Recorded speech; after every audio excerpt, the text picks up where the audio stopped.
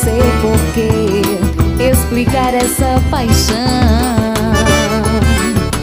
Não sei dizer onde tudo começou, esse caso de amor.